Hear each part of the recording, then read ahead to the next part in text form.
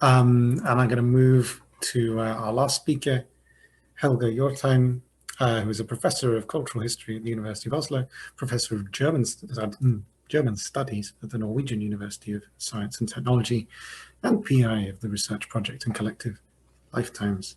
He'll be talking about the meaning of traffic jams, as you see. Go ahead.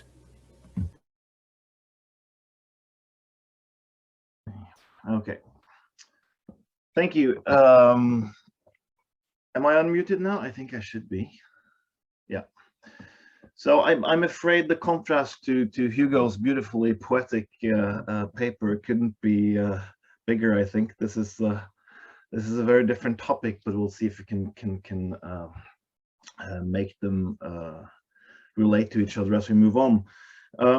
I guess one of the things that I really enjoy about this conference is how people keep trying to think about time through stuff, through objects, materials, stones, microbes, plants, data, yoiks, etc. So I think about this talk as a talk in a similar mode. I hope it is. So my time stuff, my time thing or material, if you like, is the traffic jam. Why? This might be because I don't own a car anymore. Maybe it's because I just needed the respite from 18th century synchronistic tables. Maybe it is physics envy. I don't really know. But I do know it has something to do with, okay, I need to do this differently, I see, with this guy. Meet Bill Foster, hero in a tragic Greek sense in Joel Schumacher's vastly underrated film from the 1990s, Falling Down, which is, for those of you who don't remember it, a film about traffic jams. And about the white middle-aged guy you see here, divorced guy, unable to get home to his daughter's birthday because he's stuck in traffic. Who leaves his car and makes his way through the urban wastelands of LA on foot, while his rage builds and turns into violence. For many of us, being stuck in a traffic jam is connected with feelings of regret and criticism, self-criticism even. Why didn't I get out of bed earlier? Why didn't I wait for another hour before I left the office? These regrets may increase in intensity and transform into desperation and rage, although rarely as violently as in the case of Bill Foster. Nobody, however, has had more reason to regret getting into the car and onto the road that particular day than the people who, for whatever reason, were making their way from Jining in Inner Mongolia to Huai'an in the Hebei province, northwest of Beijing, on the China National Highway or the Beijing-Tibet Expressway on August 13, 2010. The traffic jam that formed that day reached a length of more than 100 kilometers. It lasted for 2 weeks. It tops Forbes' list of the world's worst traffic jams. Whereas all the other traffic jams on the list were caused by major external events, such as the Woodstock Music Film Festival in August 1969, or the snowfall in Chicago in February 2011, this one just emerged out of traffic flow itself, so to speak. Many drivers experienced a minimum speed of 1 kilometer per day and reported being stuck in traffic for 5 days. They survived on water and noodles sold to them by local farmers at exorbitant prices and slept in their cars, which obviously slowed down the queue even further. So I guess this is an image of the complete opposite of the emptiness that Leonor was talking about earlier. So traffic jams, also the smaller, less spectacular ones, clearly belong to the material life of time, more specifically to a kind of social time conditioned by infrastructures, a network of roads, lanes, intersections, on and off ramps, and not least by all the vehicles driving on them, especially at certain times of day. So for me, there are mainly 2 reasons why traffic jams as a specific kind of social material time are worth a closer look. So firstly, sorry, I'm just gonna change this. My previous work on time has focused on synchronization, on how multiple different and even conflicting times inherent in lives as well as in social and historical processes are aligned and calibrated to form the synchronos, the together time. And through this conference, I would say we've had brilliant papers discussing different versions of synchronization, not least this morning where Eric Eastberg and others discussed sort of more than human temporal synchronizations. So the astonishing thing about social time, I would argue, is not that it is multiple or often out of sync. This is an experience we all live with every day. Now, the astonishing thing are all the moments of synchrony that actually exists, more or less durable, even solidifying into temporal arrangement, institutions, or some will have it, regimes. So previously, I've been interested in figuring out how these in-sync moments come about, by what kind of work and what kind of tools. When I present this work, however, the discussion almost always gravitates toward questions of power and intentionality. On the other hand, work of synchronization, as discussed already by E.P. Thompson and more recently by Shara Sharma and others, evokes questions of power, control, discipline, even governmentality, to use Foucault's term. Who controls whom? Who wields power over whom? By means of certain temporal standards or regimes. On the other hand, some of the most intense moments of synchronization, historically speaking, are moments of disruption and revolution, in which synchronization emerges as a means of gaining political agency, as has been discussed by Marxists and post-Marxists, from Ernst Bloch to Slavoj Žižek. Now, these are important questions. We've already discussed a lot at this conference, and I know we'll discuss it further. Nevertheless, I'm interested in exploring if it's possible to think about synchronization from another vantage point as well, less steeped in human intentionality and agency, and explore what kind of critical purchase that could grant us, also in political and moral questions. If synchronization is not something that is being done, achieved, or imposed, but simply something that happens due to inherent properties of the social we have yet to understand. Now, my second reason for being interested in traffic jams has to do with theory. In so-called critical theory, from the already mentioned Paul Virilio to Robert Hassan, traffic jams have emerged as examples, even emblems or allegories for specific dialectics of modernity, first formulated by Virilio as the dromological law, which states that an increase in speed increases the potential for gridlock, for traffic jams. As you know, Virilio controversially linked time, acceleration, and time control to war and oppression. Speed, he argues, reduces every kind of spatial extension or multiplicity to a homogeneous, ever-accelerating speed space. In the end, this cult of speed, as he calls it, brings about its opposite, congestion and standstill. Another theorist who made traffic jams an indispensable part of a theory of modernity is German sociologist Hartmut Rosa in his book Beschleunigung, Social Acceleration, published in Germany in 2004. At first, Rosa contents himself with using the traffic jam as an example that not everything is speeding up.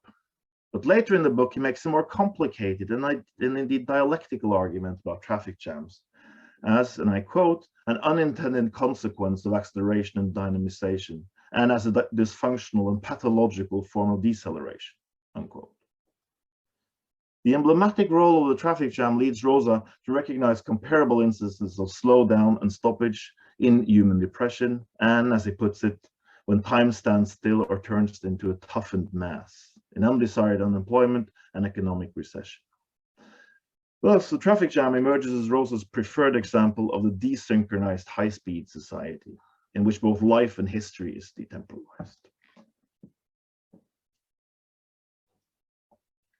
Now, to understand what traffic jams are, or as in the title of the talk, using a term Kate Judith discussed in interesting ways on the first day of the conference, their meaning, we should, I argue, change our framework from critical theory to nonlinear physics and start considering traffic jams less as emblems of a dialectic of modernity and more as surprising and indeed intriguing moments of synchronization, indeed as examples of temporal self-organization and pattern formation operating, so to speak, at the heart of the social anthropocentric time of human societies.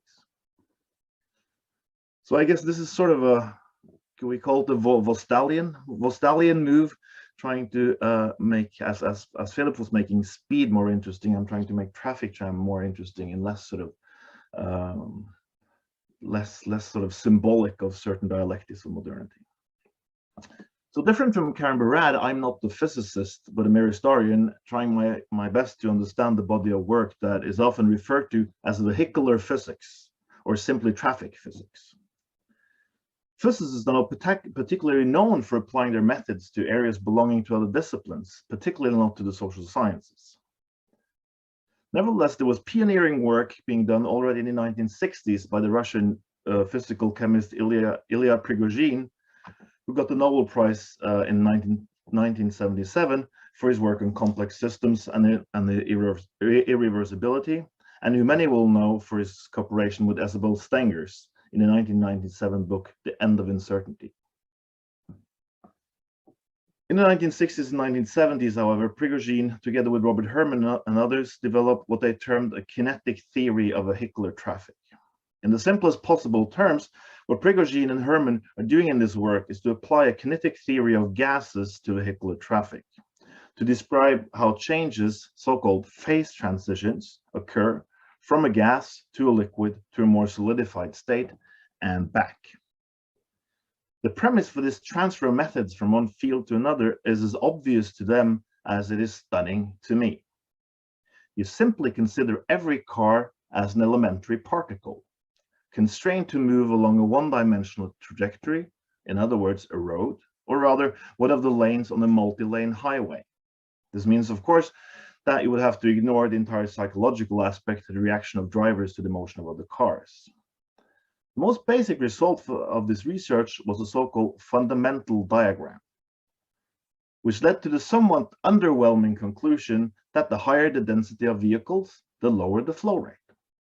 Of course, there are a lot of more precise statistical implications of this diagram that I cannot go into here. Now, the problem was that this mathematical statistical model couldn't explain what's actually happening in traffic, especially how rather small local perturbations can cause complete congestions both upstream and downstream, or indeed why the same thing can happen without any perturbation at all. So this is where synchronization comes in, together with a man who during the last decades has emerged as the world's foremost traffic physicist, the Russian Boris S. Kerner, who emigrated from Russia in 1992 and started working for the Daimler-company in Stuttgart.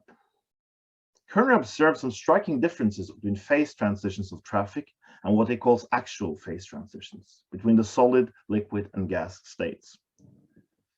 Whereas the gas state, for example, is an equilibrium state, Kerner writes, and I quote, "The various phases of traffic are not in equilibrium and can exhibit a wider range of behavior, which includes the spontaneous formation of spatial temporal patterns that are, in a general sense, similar to those observed in low-temperature plasma, chemical reactions, lasers, and other non-equilibrium systems." Unquote. One of those spontaneously formed spatial temporal patterns is what Kerner calls synchronized flow.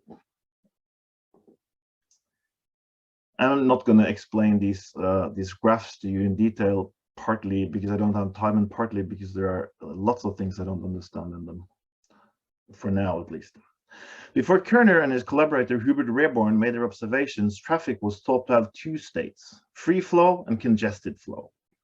Revising the theory, they introduced a third phase, synchronized flow. Synchronized flow occurs, Kerner argues, when there's a tendency towards synchronization of vehicle speeds across different lanes on the multi-lane road in a continuous traffic flow. In addition, during synchronized flow, there's a tendency towards synchronization of vehicle speeds in each of the road lanes, due to relatively low probability of passing, of one car passing another car. The term synchronized, he points out, reflects this speed synchronization effect. As soon as the downstream front of the synchronized flow reaches any kind of bottlenecks, such as on-ramps, off-ramps, or road work, traffic breaks down and turns into congestion or jam. The most striking aspect of this fast phase transition from free flow to synchronized flow is that it can happen more or less spontaneously, due to what Kerner calls some intrinsic nonlinear properties of the flow, and without the intervention of external factors like on-ramps, off-ramps, or bottlenecks.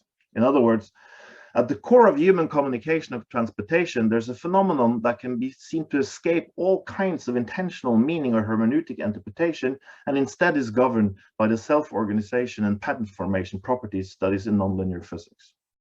That is, if we choose to believe Kerner and his colleagues.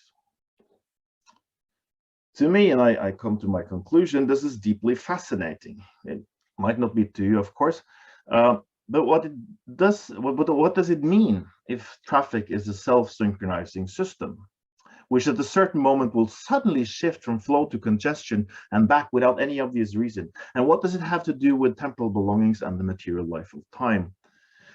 So I'll just give you a hint of where I want to go with this. So traffic jams then is an example of the kind of temporal alignment we could call synchronization. However, it's not just the driving itself, more specifically the speed and movement of the vehicle, that is synchronized, but also, and this is of less interest to Kerner, of course, the more interest to me, the lives of the people who drive them. Before getting into their cars, most people stuck in the morning rush have had breakfast, maybe a cup of coffee. And before that, they got out of bed, got dressed, etc. And arriving at their destinations, most of them will enter some kind of building and start their work days, more or less at the same time, depending on the speed and lack of speed of the synchronized flow of traffic. This is all pre-COVID, of course. The time discipline of industrial capitalism demands that workers all appear at their workplaces at the same time, and also that they leave together. Historically, the demand for industrial labor also meant that people moved to areas in and around cities, thus bringing about the socio-historical precondition for the traffic jam and the flow of synchronized life. So since the beginning of the 19th century, the road, and increasingly the highway, has been one of the most prevalent and widespread diagrams for linear homogeneous time, visualizing an endless movement into an open future, epitomized by the genre of the road movie.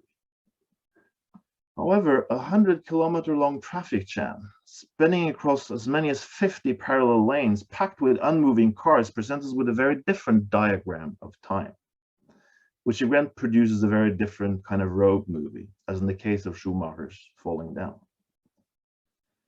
As long as the vehicles in parallel lanes have speed and direction and even a defined goal, the driver will keep his or her eyes fixed on the road in front. This is synchronized flow. The higher the speed, the further ahead the drivers will need to direct their gaze. At the moment of deceleration, however, or congestion, when speed is reduced and the vehicle slows down until the point when it does not move at all, eyes, the gaze of the driver, are free to roam. Often drivers start studying the people in the vehicle at their sides, in adjacent lanes, or in front or behind. As long as traffic flows, these people are all drivers on their way to work. Their vehicles are like elementary particles of physics following a linear trajectory. But when they stop, or rather when they're forced to stop because all other vehicles are stopping, in other words, when traffic congestion jams, they transform from mere drivers, defined alone by their practices and abilities as drivers, to humans, persons, individuals with numerous other characteristics and qualities. To peek into someone else's car is to peek into someone else's life. And these lives all differ from each other. Some drivers are young, some are old, some are wealthy, some poor. Some are daydreaming, some are talking on the phone. Others, like Bill Foster in Falling Down, are about to explode. The loss of any reason to look ahead, such as the speed of the vehicle, prompts us to look sideways. And just as the forward-directed gaze is linked to a forward-moving, linear, or more or less homogeneous time, the sideward glance out of any window of the car, produced by the experience of physical standstill and loss of direction, almost immediately transform time into something heterogeneous, individual and multiple, distributed across the spaces and the lanes of traffic. So, to conclude, and this is a very sort of tentative conclusion, inspired by the perspective from physics, the traffic jam should not be perceived as an emblem for dialectics of modernity, but rather as a diagram for temporal multiplicity, envisioning times in plural as parallel lanes, replacing the diagram of the singular linear time of progress. Beyond these diagrammatic qualities, traffic jams, as analyzed by Kerner and others, should serve as a reminder that particles, including people, in a state of synchronized flow can spontaneously congest and jam and come to a standstill without any other reason than the flowing movement itself. The experience of an ability to move, of an inability to move, can bring otherwise sane working men to go pick up a machine gun and shoot up a burger bar without any particular reason. Thank you for your attention.